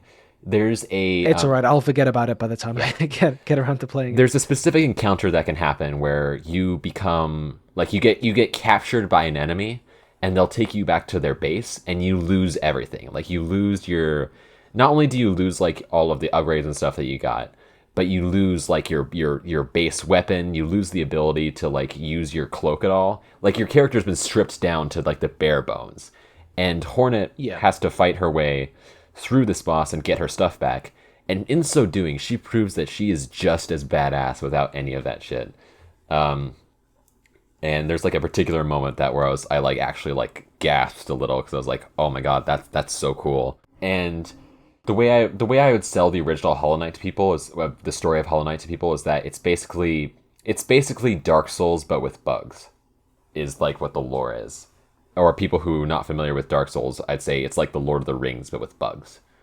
Okay, but bugs are a constant. Yeah, it's a world of bugs, but there's kind of like the video game version of A Bug's Life. Yeah. But it's or maybe ants. There's like it's like this world of bugs that has like this really intricate world full of like kings and monsters and gods and like powerful magics and stuff. And the story of the original game is so cool to discover as you play. It's crazy that you play it and you find out that the name Hollow Knight has like a really important meaning in the context of the story. Oh yeah. I bet it's about some fucking carapace or something that an insect has like shedded, right? It's to do with like an exoskeleton in some fashion, right? Am I warm? The Hollow Knight specifically doesn't have to do with that, but that is an element in the game. So, all right, I'll take that. I'm trying to drink it all in though, because I've got to be on the bleeding edge, the beating pulse of contemporary games culture. I'm kind of, I don't know if Hollow Knight or Silksong will be one, but I'm thinking I might try and kind of theme maybe the winterish period of Pillar of Garbage 2025 2026. Maybe we'll dip our toes into games. So yeah, this is all good. Like this is like the episode of fucking what is it? Shit. The Thick of It. I think it's The Thick of It. I think there's the British political satire, The Thick of It, made by the people who made Veep and Succession. For those who are curious, yeah, Armando Iannucci, my goat. There's an episode where like the Prime Minister gets like a condensed down tape of like all the pop culture stuff that's happened, that week or that month, and pressed down into like 30 minutes or whatever. So he can stay current, he can stay relevant, he can use slang expressions and kind of, get the kids, get the culture on his side. I feel like that's kind of what I'm doing here. I'm getting the Hollow Knight Silksong shot right into my bloodstream, so I can kind of, how do you do, fellow kids, the internet. I think that I honestly I do recommend playing. I'm being careful to not spoil stuff about the games because I do recommend playing them, but also the fact is that they're so cheap for what they are. Hollow Knight is $15, and it's like a giant Metroidvania that you could easily get like 20 to 30 hours just your first time, and that's like if you're like really good at the game, which you probably won't be on your first time. But I'm gonna do a little check actually, because this might lead us onto one of my gaming bugbears. Let me just have a look. I think I might know where you're going with this, and I have an answer for this as well. If it is. So I was checking because a lot of the time when game prices get localized, especially dollars to pounds, they will just change the currency sign. So like, it would be like fucking new Xbox games or whatever back in the day. Obviously not anymore because everything's got it more expensive, but it would be like $60 American or £60 English. And it's like, well, that's fucked up because now I'm paying 50% more. Yeah. But this is $12.79. So let's throw that into an exchange rate calculator. Are you looking at the first Hollow Knight? GBP to... I'm still overpaying by $2. That's fucked up. Are you looking at the first Hollow Knight? I hate this developer now. Okay. Number one. Numero uno. Well, technically, number two is $16.75. That's fair enough. Yeah. That's not too bad. And Silksong is only $5 more. These are both games that I would easily pay like $40 for each. Like I'm not someone who I don't usually pay full price for games. Like, if I want to get like a big $60 game, I'll just wait until it's on sale for like 50% or even like 20% total on Steam or whatever. But like, this is one where I felt like the price is more than worth it. And I don't know. It's also just a thing of like, if you guys don't like difficult games, then this might be a bit much. But it's I think it's difficult in a way that's rewarding, and this is someone who like I didn't really like. It was a game that I tried to play that I didn't really like. That was like lauded for its difficulty. I think I tried to play the first Dark Souls and I didn't really care for it. Yeah. But the rewarding. It's so rewarding in this, and yeah, and I just feel like the way I measure game. Like if a game is worth it to me, is that like I'll consider a game worth it. Like there are others. This is not a hard and fast rule. I might change my rules under general circumstances, but my rule of thumb is that if I can get as many good hours in the game as dollars that I put into it, then it's worth it. Like if I play a game and it's a good rough calculation. If I play a game that costs like $10 and I'm able to get like 10 like really good hours out of it, then like that's worth it for me. And, I've played... I'm kind of an outlier there in that I wring the fucking playtime out of my games like nobody's business. Like, my most played games are in the multiple thousands of hours. Yeah. So, like, if we're doing the playtime to currency calculator, I am like, I'm kind of pumping those numbers crazy style. Yeah. But I mean, I said good hours, though, to be fair. Yeah. Like, yeah. There are probably a couple of hours in like Silksong or whatever that I might not be as a fan of as others, but I don't know. I'm generally really positive. I have very little criticisms. My only like criticism is that some of the difficulty balancing in like the very early game is a little bit wonky, just because like there are some enemies that do a lot of contact damage as opposed to attack damage. Where, like, if you touch them, then you take damage, and, like, it seems like it's a lot. And that's a little bit unfair, something interesting. But I don't mind it. I wonder if people making the kind of, these sort of kind of self-consciously, quote, difficult games, I wonder if the way they're balancing has been affected by a supposition that the audience will be engaging with online content. Do you know what I mean? Like, if you were putting out a video on, like, Silver Discs 20, if you're putting out a game like for a PS2 or whatever, then you kind of rely on a player who exists kind of isolated from, you're not going to rely on them talking to other players or buying the game guide or whatever. But nowadays, when you're designing a game, do you balance for the era of like YouTube Let's Plays and like tutorials? Do you know what I mean? Like, I think that it makes it like takes the weight off your shoulders a little bit. Like if like for a Hollow Knight, like there's tons of like Hollow Knight lore videos that you could watch and never touch the game and you get the whole story. But I also would say from personal experience, I think the story is better if you play it because you like feel like you conquer something and then you get rewarded with cool things that you see afterwards. So I think it all depends on like whether or not it's worth it for you as the player or not. I also know the fact that like there's like a discussion around like, you know, if difficulty balancing is like fair to certain people, and that's why I feel like I like a challenge in games, and I like it when games are challenging, but I also understand it when developers want to have like, you know, ways for people to be able to experience something without it being about the difficulty or the challenge or whatever. I feel like Hollow Knight. Yeah, it's always good if there's some games have like a story difficulty, don't they, where you can just play along right for the beats. I mean, you lose some of the friction there, which I guess takes the place of suspense in like a film or a TV show or something. But no, video game difficulty is something that always fascinates me. I think that like for something like, because the way I look at it is that Hollow Knight's story and so by extension Silksong's story are kind of nebulous if you're not really like going through every corner of the world and like trying to figure out stuff, piece together, or even just like putting on a lore video. Yeah. So I feel like I'm not too bothered by that being really difficult because, you know, it's not like it's like a super straightforward story that's only being gated by difficulty.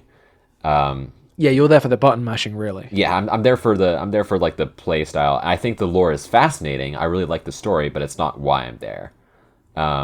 Yeah. And as opposed to something like, say, Deltarune, or there was like a little bit of a controversy like a couple months ago because they released a patch in Deltarune that like if you kept dying to a certain boss, then that boss would become easier as you kept replaying it. And some people were like, "Oh, this like ruins the experience," you know, you're blah, blah, blah, blah. And for me, my mindset was like, well, this is a boss that's required to beat to get to progress the story. And yeah, if and these are very story focused games, like the story is a huge part of it. If there is a time and a place for variable difficulty, that is probably it. And also just like if you want the challenge, you can still have the challenge because you can, you know, you can still play the game and keep playing it. And if you're good, then like you'll get past it like fairly quickly.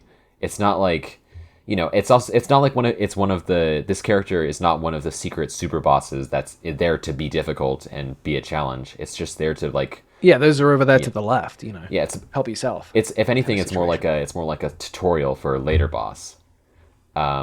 So I totally understand the choice to want to include that kind of variable difficulty in something, and like this isn't something I'd personally do if I was developing a game, but I also understand that there are some video games that have options to skip boss fights if you want to.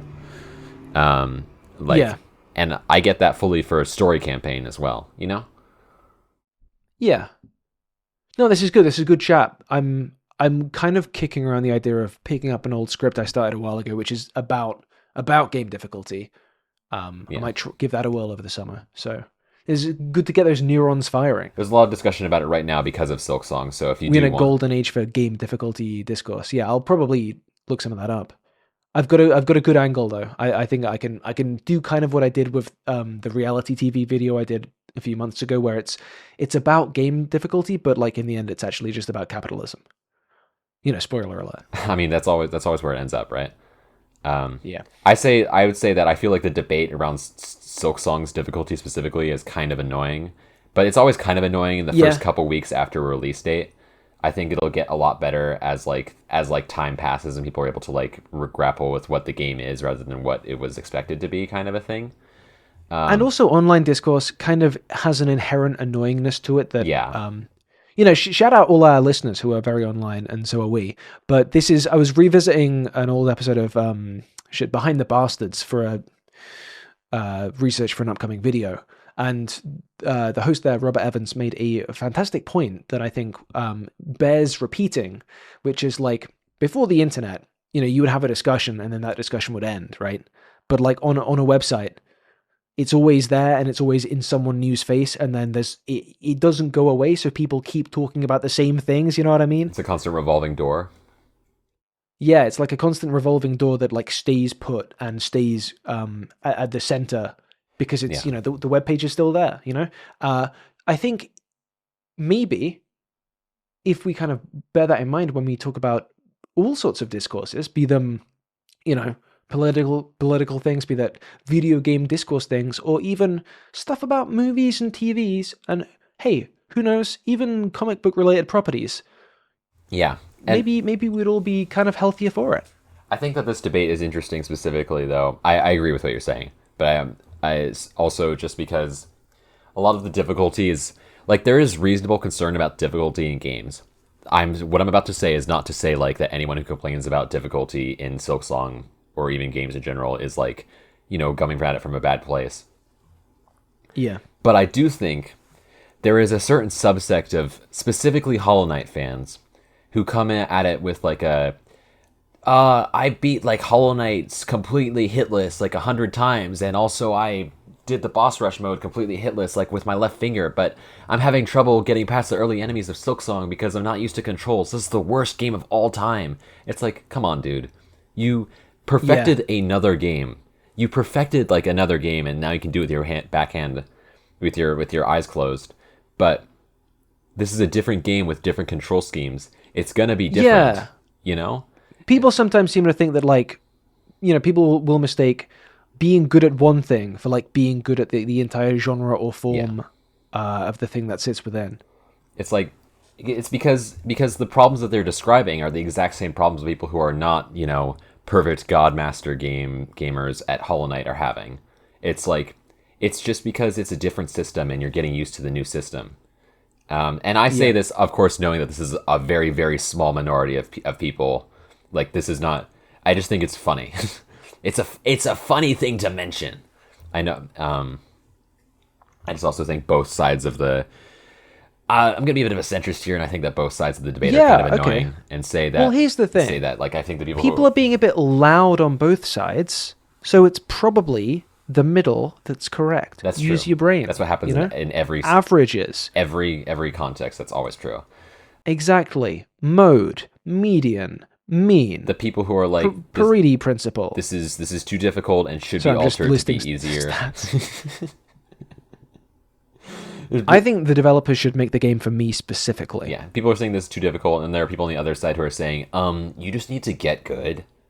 You just need to get skill issue. It's like the YouTube algorithm. Skill issue. And it's like you're both being annoying because neither of you are treating the other like a person whose opinion is has validity to it. Yeah.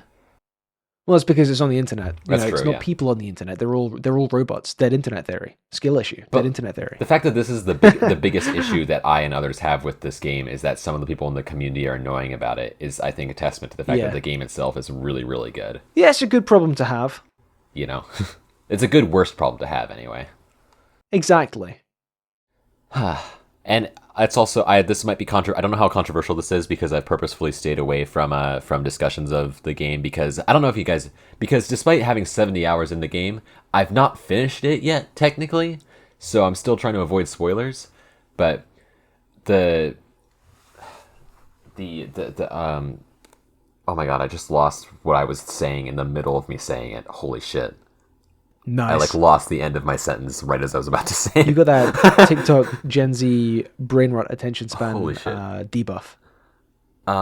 It can't have been that important, really. No, it was the point I was trying to make, though. I completely forgot the point I was trying to make. That's oh amazing. My god, this is so bad. Holy shit. This is like we really focus when we do this podcast for you guys. This is just so all the listeners brain fart of cosmic levels. Amazing. Tell you what. I have Alzheimer's. Why don't we keep trucking and Where then we am can do a punch in and we can put the post in and who am I? The editing suite. What's going on? Well, this is the knock on effect of the tachyon particles in the time travelers kind of waypoint we're around right now. It happens all the time.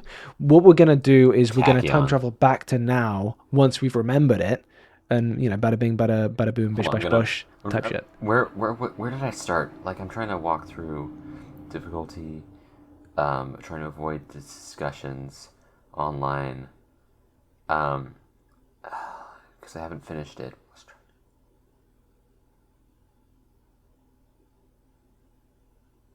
No, I lost it. It's gone. All right.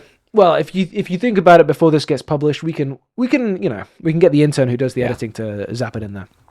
But it's good game. It's good. No, okay. Now I know what it is. I know what it is. The point I was Yes. trying to make is that We'll clean that up. I think Silksong is better than Hollow Knight. I don't know if that's controversial or not because I haven't engaged with the audience that much, but I think it's better. And I think it's better in almost every Okay. conceivable way. And that's saying something because the original Hollow Knight is one of my favorite games. That's where I am. A YouTuber said that. Or I guess you used to be a YouTuber. You are/were a YouTuber. You've said that. So now it is my opinion, and I will very annoyingly disagree to anyone who disagrees with that because I've completely internalized it, and I think that's a good model for how we should kind of behave cognitively. Speaking of YouTubers, Go, my son.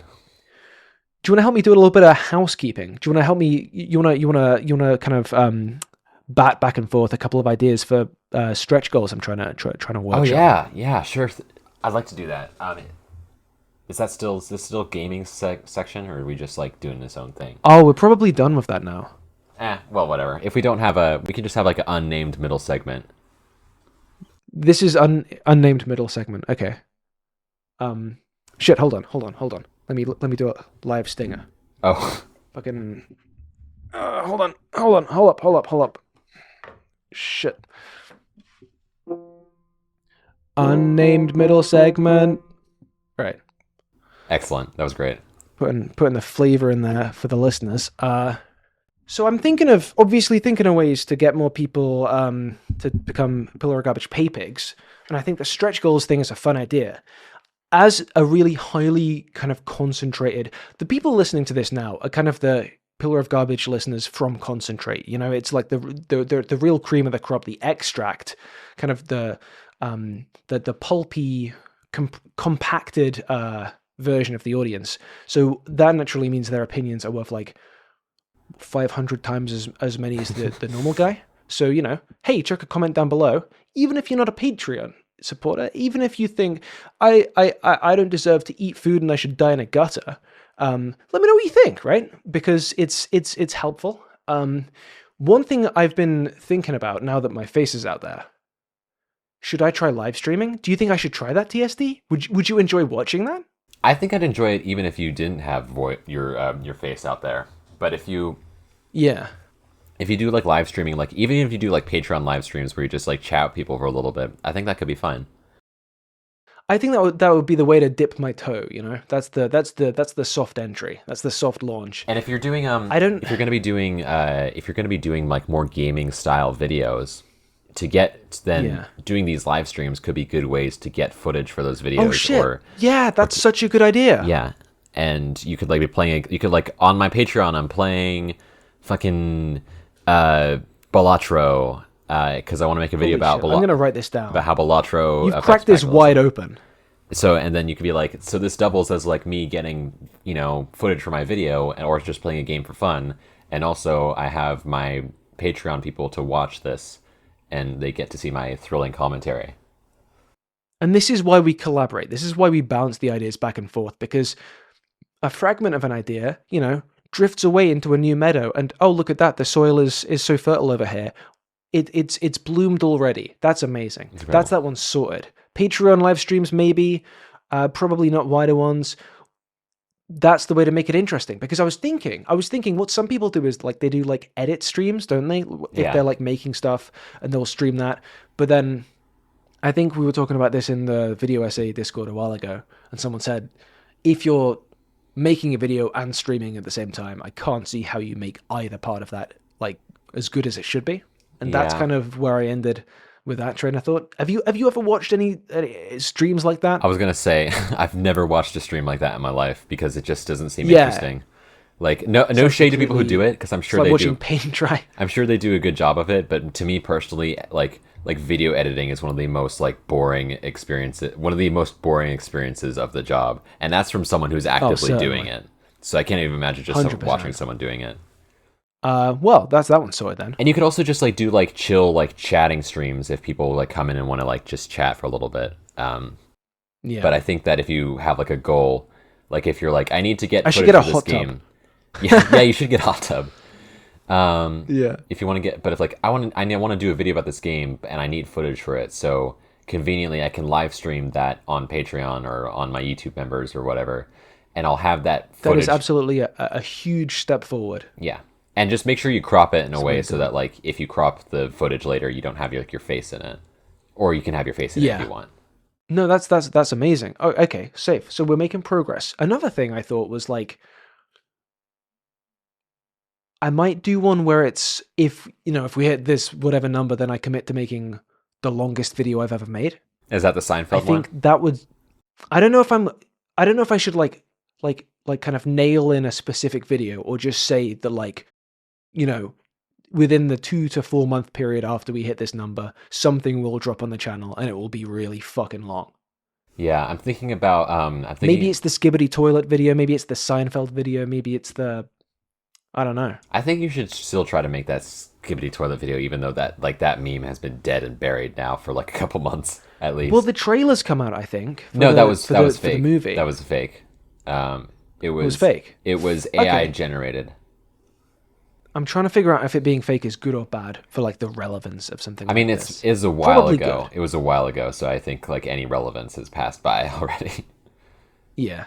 I mean, not even. But if it was a fake trailer, maybe that means the real one's just about to come. That's true. You're bringing up a good point. Yeah.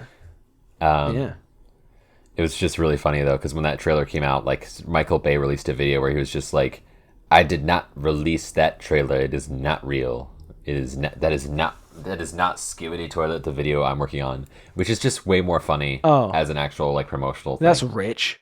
Coming from Michael Bay, the guy who made all the movies about the clever robots, now disavowing clever robot technology. Sure, buddy. Well, technically, the Transformers Sure. aren't robots. They're aliens. They're TSD, if you said that to me in real life, I would have like cut your head off with a knife. Oh my god. Well, just something to think about if you really think about it. Yeah. That's the sort of distinction, like the sort of fandom space distinction that I think is not worth making, and I mean, they are biological. I would fucking Donkey Kong punch someone if they said that to me. They're not. But you can say that. You can say they're biological organisms. They're fucking robots. We can all look at them and see they're robots. You don't have to try and make it more grounded by saying they're not robots. They're cars that turn into robots.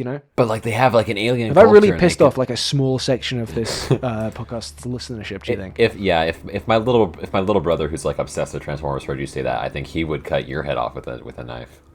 I think we should quickly hash out like a schema for things which are and things which aren't robots. Transformers, robots. No. Bionicles, robots. No, I would disagree with that as well. Would you? No, Bionicles. There's like some obscure like fucking I don't know novelization or like comic book like bit of Bionicle lore where like they interact with an organic life form and they fucking lose their minds. Yeah, but see, and it's like, oh, he was so squishy and he had flesh and it was horrible. But I think I'd make the distinction that like robots are built with a purpose, whereas these are just like metal-based organisms. I think is where I draw the distinction. My partner and I were rewatching Eternals last night, and those were robots built with a purpose. Yeah, and they were built out of flesh. You see what I mean? They were built out of flesh. I would consider them robots. Oh. No, I thought we were getting somewhere here.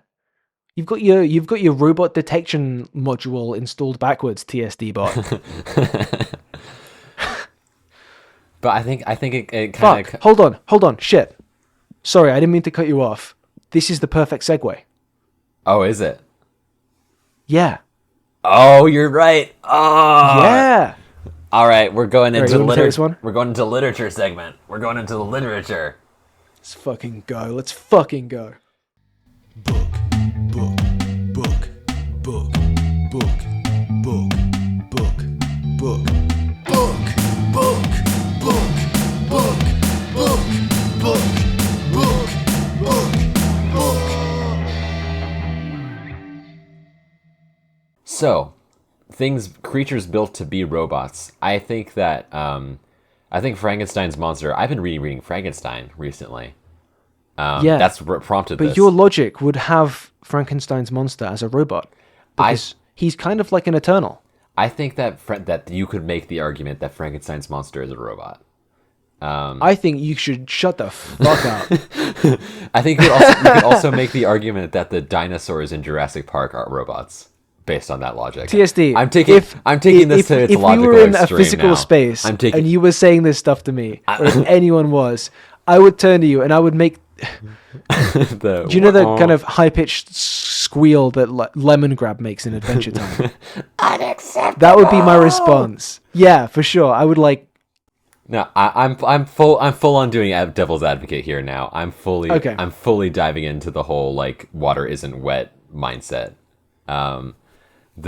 We're not doing into that topic.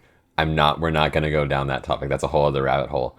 But I think that the idea of like a sci-fi robot is kind of because like when it stops being a robot, when it starts being like a cyborg or starts being like an organic being, I think there's a lot of wiggle room there.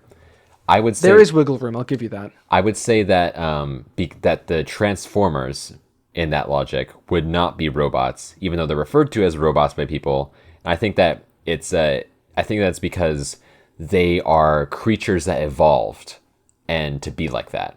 Even if they seem very robotic to us, they are. I hear you. I do hear you. Have you seen one though? Have you seen the way they turn into cars? I think that they're a metal. I'm just saying. I hear what you're saying. If someone said this to me in an environment that had a spatial proximity to me as a person, I would kill them with a hatchet. I would put them in a fucking blender. But so much for the tolerant left. That's what I bleeped out of the YouTube bad video, by the way. I bleeped it because I was worried about like, is like inciting physical harm, is that the sort of thing that's going to get me demonetized? I kept Blender in that. If I chopped you up in a meat grinder and all that came out was your eyeball, you'd probably be dead.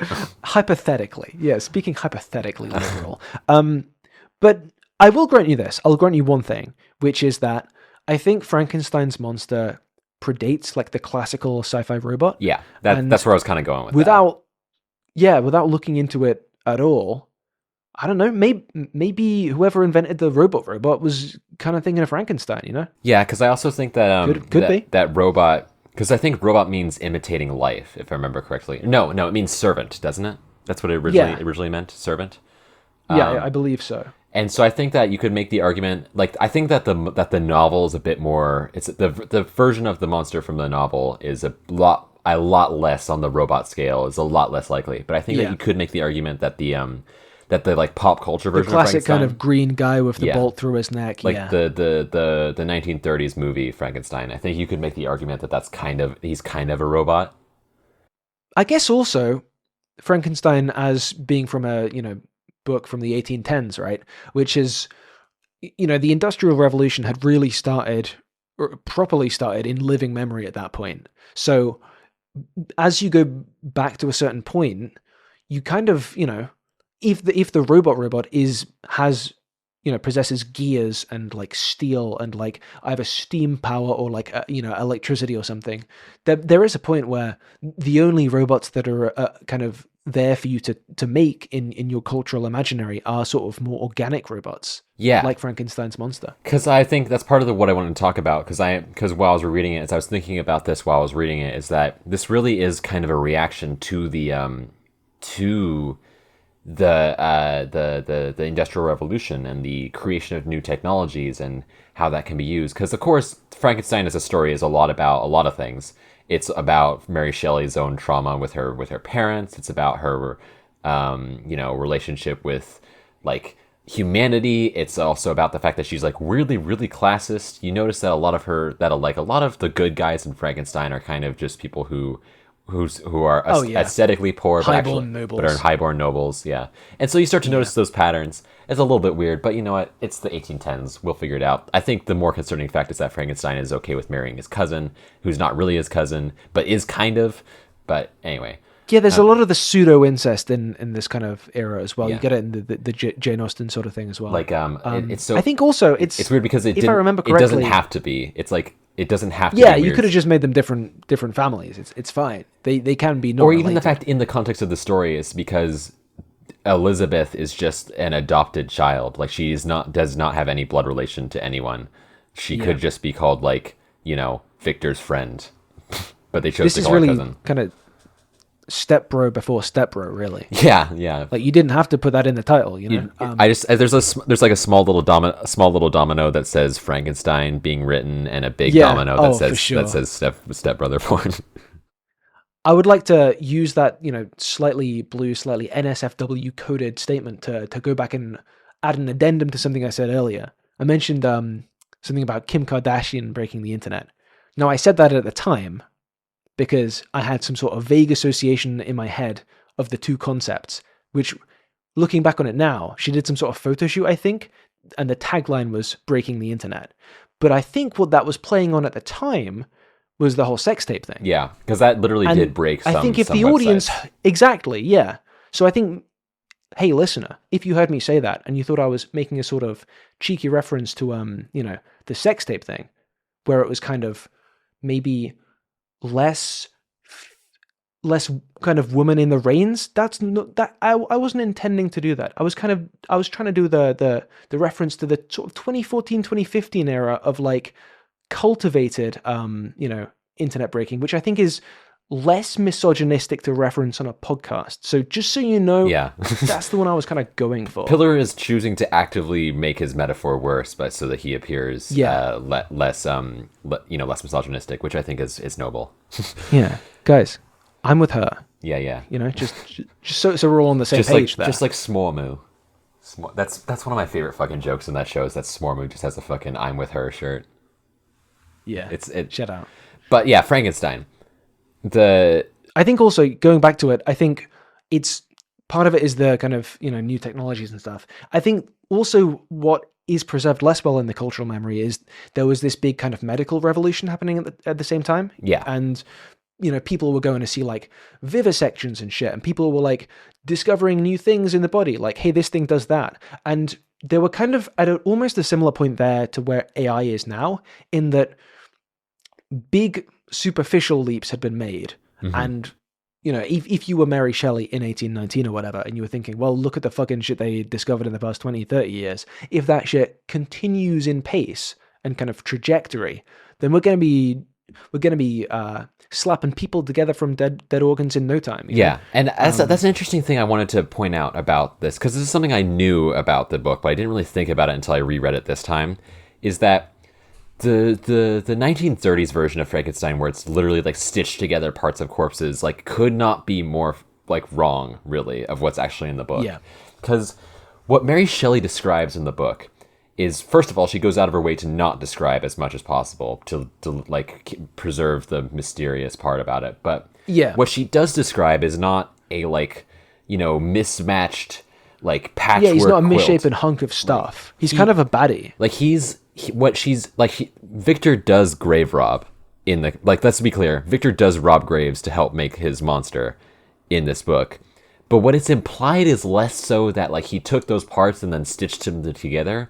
It's more implied that he like broke them down on like their like cellular level almost, or like and then, kind of got the life juices out of it. And he shaped the monster out of clay almost. Like the monster is described as looking like off-putting, but not because like it's like a stitched together corpse thing. It's because it's like uncanny to look at. It's like big and it's uncanny. Yeah. And so, and it's basically genetic engineering, essentially, is what she's describing. Yeah, more so than the patchwork thing. And you've read this more recently than me, so you can tell me if this is off base or not. But the kind of vibe I got is like, it's kind of almost like a Doctor Doom uncanniness, where maybe it's only really there in the kind of in the portrait that's being drawn by the painter, like the narrator of the story.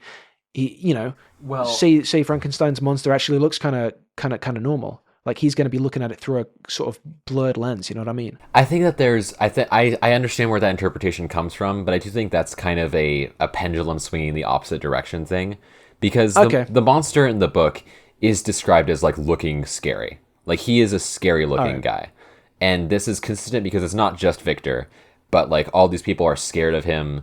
And like he like there's like the part where he like lives in the walls of like a French family, and like he like scares them later, and they're like afraid of him because he looks weird. Yeah, but also if there was a guy living in your walls, Side note, listener, Who's I am currently living in your walls. Would he not scare you? An 8 You know feet what I mean? tall, 8 feet tall guy living in your walls who like who's like big and strong, and like I think that the monster is aesthetically pleasing, but I feel like my interpretation was always that like he like looks kind of like a person, but not really. And so he like he's aesthetically in the right place, but he's like an imperfect copy of humanity, and that's why people are freaked out by him. He's looks maxing, but he's almost mogging too hard. Yeah. It's like exaggerate the Mew to the kind of inhumane degree, and that's where we're at. I think it's really a travesty that like the monster gets like so dumbed down in like pop culture to just being big. Oh no, I'm big, and oh no, people are scared of me because because right now the part I'm at in the book is the part where he's like living in the walls of that French family's house. And he's like going through his own like emotional like maturity. He's kind of living in his own walls as well. Yeah. He's like trapped in his own head, and he's like grappling with the fact that there's like hold on. I'm going to see if I can find this section because I just read it last night. But there's a segment where he's talking. Shout out Mary Shelley also for inventing so many things. You know, the sci-fi genre, this, that, the other thing too. Also, the "I am in your walls" idea. Yeah, like, Mary Shelley is a great writer or something. I don't know. She had some breadth for sure. So what he does is that what he says is that he comes to two realizations: is that he is able to grasp the concept of class and like bloodline, and he's also able to grasp the concept of class as like money, as wealth. And so he comes to the conclusion that he associates those with the societal interpretation of goodness, you know? He's able to grasp the idea that people who have high class or people who have, you know, a lot of money or have like wealth are able to get a lot further in life. And he kind of interprets that as being like the world is saying that makes you better. Which to an extent, I think Mary Shelley... like in the real world, you know, Taylor Swift is like 500 million times better than we are. Yeah. I think that it's interesting because you could read that as Mary Shelley literally thinking that, because I think she does to a certain extent, but I think it's also more interpreted of the fact that this is a world where class and social structure are so ingrained that like a brand new consciousness can be introduced to this system and like internalize it so easily. Yeah, I think it's more of like a Poor Things situation, you know, like we see also Poor Things. That whole thing is like another instance of Frankenstein's cultural lineage, because is just Frankenstein, but like different.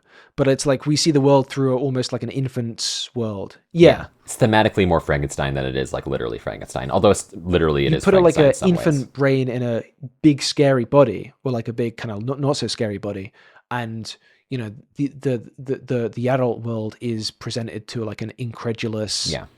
No shit. The incredulous world through the eyes of the credulous, you know, that's really what it is, more than like author saying, this is what I think. Yeah, and there's like this particular segment that I was thinking of, I just found it, is that he's having all these realizations and he's thinking about the fact that like he doesn't really fit in like this idea of the world he's been introduced to.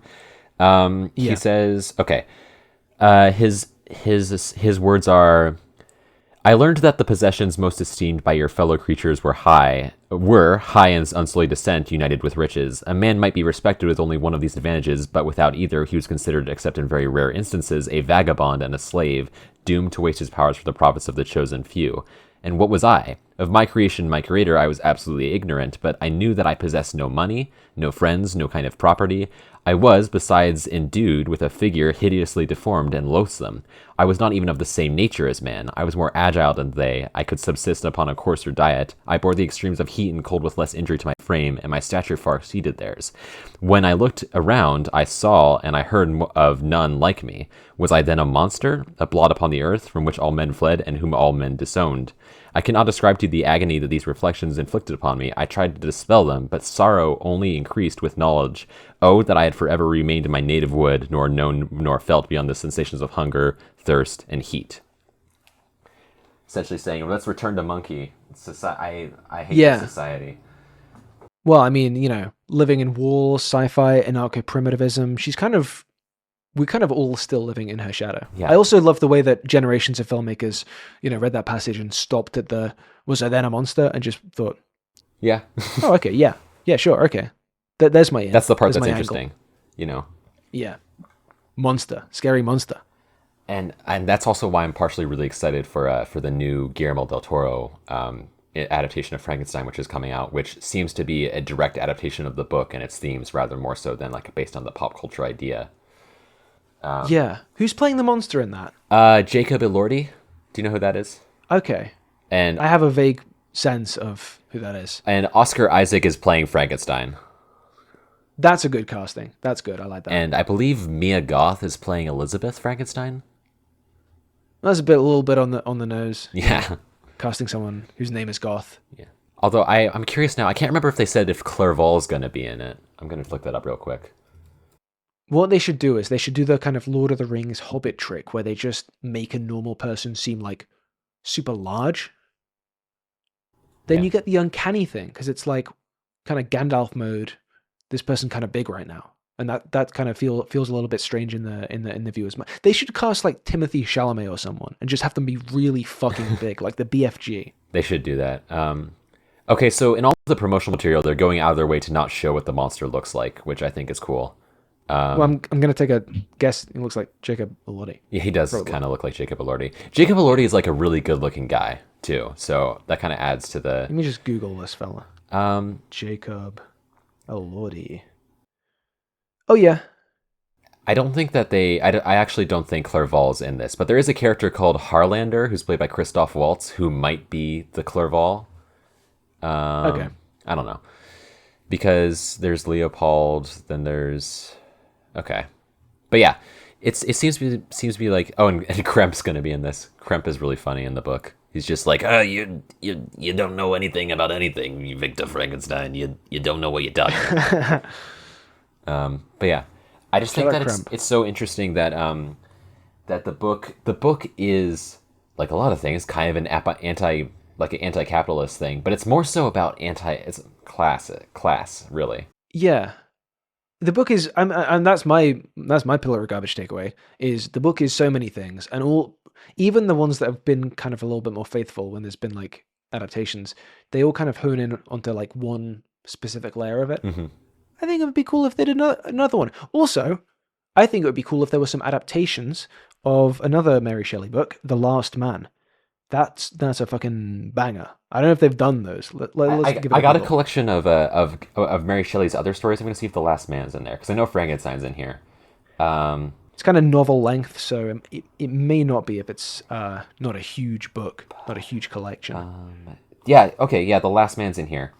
It says The Last Man, Volume 2, Chapter 4 to the end. So okay, so you got a little selection there. Okay. The Last Man's interesting. It's another one where it's like a lot of things. Like the nutshell pitch is it's kind of like a dystopian thing where humanity sort of dies off until there's a last man. Spoiler alert. Wait, but like the entire first half of it say is that just again? kind of like yeah. But yeah, the first half of the book is like, obviously there is some groundwork being laid for stuff that will become relevant later, but it's almost just this completely separate kind of almost slice of lifey type of situation, almost like a classic romantic novel. And then it's like, oh yeah, suddenly all these people that we've just been getting to know and shit, then the world falls apart around them. And it's like, that kind of came out of nowhere, Mary Shelley. Why are you taking me on such a ride, Mary Shelley? Yeah. What are we doing, Mary Shelley? Mary Shelley, what are you doing? What's going on? I hot take. I think Mary Shelley might have some issues with her upbringing. I think that this is my observation I've had that I don't think anyone's ever pointed out before. But, yeah. Like you learned that she wrote this like right after her mother died. I think we should all be calling more female writers crazy. Yes, we should. We need to maximize the amount of crazy calling we called female authors. Why? This is my highbrow literary. We're on our James Somerton maxing arc. Oh, for sure. Yeah, my analysis of Mary Shelley's canon is simply that she was a hysterical broad. Yeah. Also, something about this that like I kind of remembered, but like didn't really. I'm so glad I'm rereading this book because I remembered it being good, but it's so much better than I remembered. Victor sucks. Victor is awful. Like the thing that really strikes me is that like he's the type of guy who's like so convinced that he's always like, you know, like he's your classic nice guy. He's like always the persecuted one or whatever. Stuff bad always happens to him. Victim complex. There's a part in the holy shit. Mary Shelley invented r/nice guys as well. I know too. She's a real pioneer. But she like there's a part in the book where I have to assume this is like intentional because like there's a part where Victor because you know it's written by a woman and it's like directly the narrative is directly centering the man's experience and it feels like it's directly intentional because it's so on the nose where a woman so the monster kills someone kills one of Victor's family members kills a little boy and then is like frames their housekeeper Justine and then like Victor knows for a fact that Justine did not do it. And so he knows for a fact that because of his influence in the community, he could just speak up and say that he knows for a fact that Justine did not do it. And he can dissuade the judge or whatever. But he doesn't do anything about it. And so he just sits there and he watches as as Elizabeth, who's best friends with Justine, and knows for a fact that she did not kill this person as well, though she doesn't know that the monster exists. But she knows that Justine couldn't have done it. She just sits there. He just sits there while she's like in tears the whole time, trying to get people to listen and change it. And he's just thinking to himself, like, man, this is really sucks for me that I have to go through all this. Yeah, like this is real. You know, it's so terrible. You wonder if that maybe came from an episode, at some point. It's like feels very specific. Yeah. It feels like Shelley was writing like, and then this fucking guy, all he could think about was how bad he felt. Fucking guy. Fucking 19th century soft boy, nice guys. Put them all in a blender. Put them all in a wood chipper. And he's not even a doctor. He dropped out of college. He dropped out of like the first year of college. Yeah. I mean, you know. He had to make literally me. Had to make a creature. He had to make a guy. Anyway, if you haven't read Frankenstein, you should read Frankenstein. If not, I'll tell you what he is. He's all these fucking entrepreneurs who take a couple of classes, then drop out and try and invent the next Google. Yeah, and like the to Victor's credit, he does figure out how to make life without without not doing the traditional way. But that's like his main accomplishment. God, he's the crypto bro archetype, except like he actually invented something. And he has some remorse for what he created, if only because it affected him personally and killed people he liked. Good book though. Good book though. It's like probably my favorite novel. Yeah, shout out. Sorry, I just had a dog intruder episode again. The dog wanted to learn more about this guy. Dog wonders what I'm doing. Yeah. Hey, speaking of though, I think that's I think that's time. Probably. We've done a lot. We can call it. Yeah, this was good. I liked this. Yeah. Thank you all for listening, and thank you for coming back to it. This all we will do another episode in the future at some point. We'll say that. Yes, very likely, almost certain. Thank you for being here for 20 episodes. That's like crazy. We did 20 episodes. It's a lot of episodes. Yeah. And more than 19, fewer than 21. Exactly. And because that's right. Next episode will be the at night on funny the town. internet joke number. Will be the night on the town one. Inside you, there are two wolves. For one of them, 21 conjures images of a seedy dive bar, a freshly poured pint, hazy memories. Beside the other one is a fucking dumb Vine meme from like 9 years ago. Yeah, and that meme is still funny. I'm not even being ironic. I think so. Hilarious. Not even being ironic here. I think it still gets a chuckle out of me. Maybe I can hear a pillar like pulling up, like readying his hatchet. Yeah. Maybe I'd better I'll give you a head start. Better extract from this. All right. Well, while I'm running away, I'll say that you can find Pillar and I on YouTube and Twitter and Blue Sky and stuff. Twitter Pillars under Pillar of Garbage on all platforms. I'm on TSD. I'm TSD Talks on most platforms, and also I have my show Kingscreek, which you can find on YouTube at Kingscreek, and you can find on like platforms like Apple Podcasts, Spotify, Podcast Addict, Castbox, whatever you might find. And if you like this show, give us a like and whatever, or like give us a good review on whatever podcast platform. And I think that's about it. I'm TSD Talks. I'm Pillar of Garbage. And I need to get going on my running start. So we'll see. Yeah, and if any of you listening think the Transformers are not robots, you will not live to see the morning. Yeah. Goodbye. Yeah. Bye.